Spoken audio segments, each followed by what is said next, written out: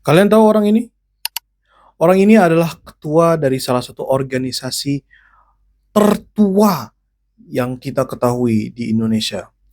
Nama beliau adalah Haji Omar Said Cokro Aminoto, ketua dari Sarekat Islam yang berperan sangat besar dalam upaya kemerdekaan Indonesia. Penasaran? Nama saya Lazuardi Aga Aksara dari kelas 11-6. Mari kita bahas.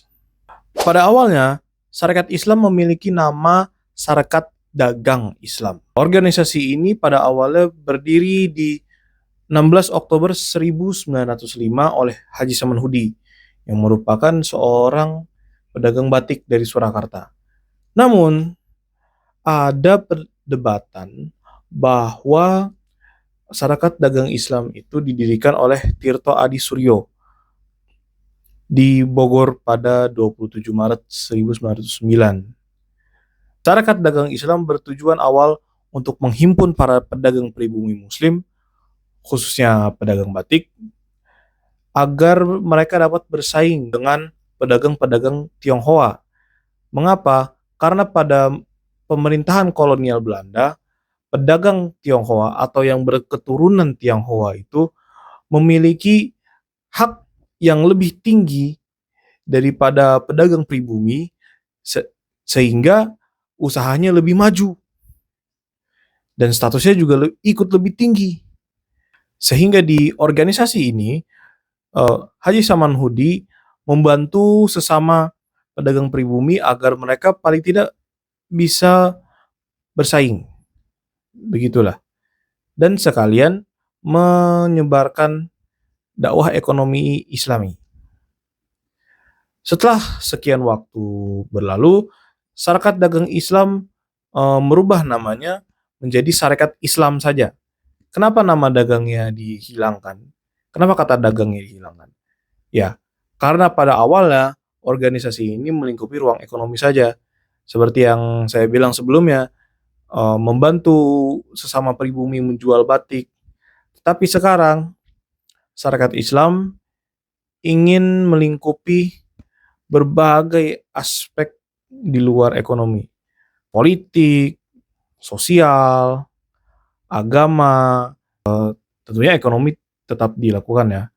Mereka menolak penjajahan, memajukan agama Islam, serta membantu usaha pribumi di tengah pemerintahan kolonial.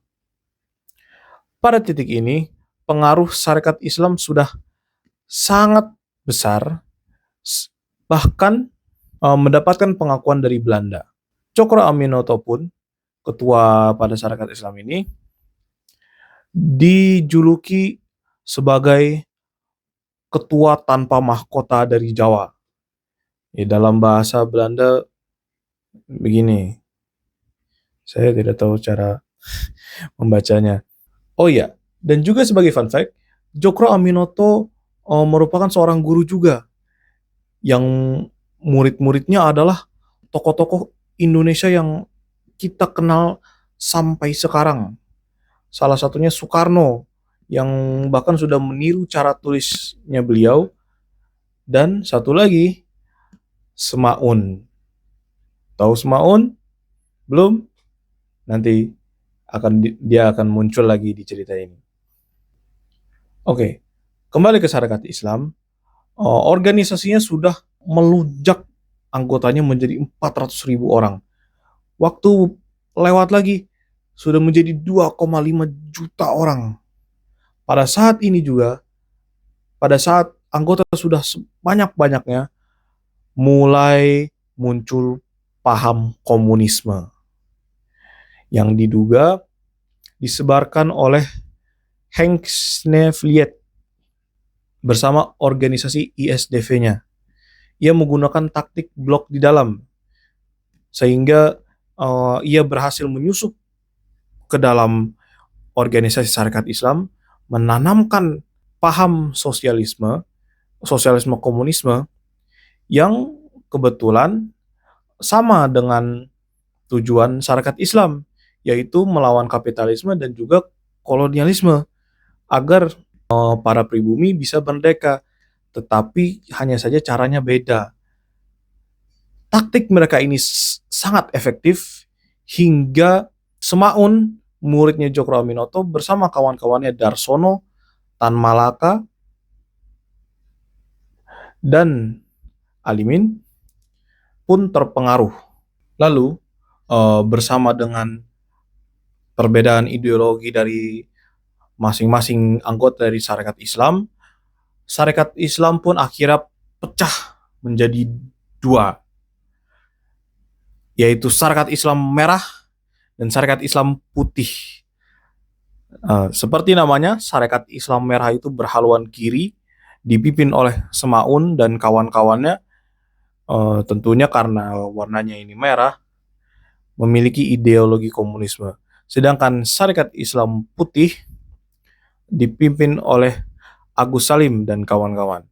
Syarikat Islam yang putih berhaluan kanan, dan seiring waktu berjalan, Syarikat Islam Merah pada nantinya akan berubah menjadi PKI, Partai Komunis Indonesia. Sedangkan Syarikat Islam Putih, mereka mengalami beberapa perubahan dan perpecahan juga, karena lagi-lagi perbedaan ideologi antar anggotanya. Pasca kemerdekaan, PSII memiliki 10 kursi di parlemen pada pemilu 1971. Itu sebelum seluruh partai muslim lainnya digabung menjadi PPP pada 2003. PSII berubah nama lagi menjadi Syarikat Islam saja. Sekarang bukan sebagai partai namun sebagai organisasi biasa saja, yang kembali ke khitah tujuan awalnya, yaitu dakwah ekonomi. Jadi kesimpulannya, Syarikat Islam akan diingat sebagai organisasi massal tertua di Indonesia yang mengajarkan betapa pentingnya memperjuangkan kemerdekaan kita.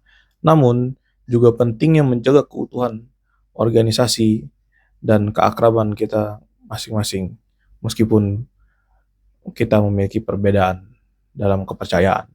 Terima kasih atas perhatiannya. Wassalamualaikum warahmatullahi wabarakatuh.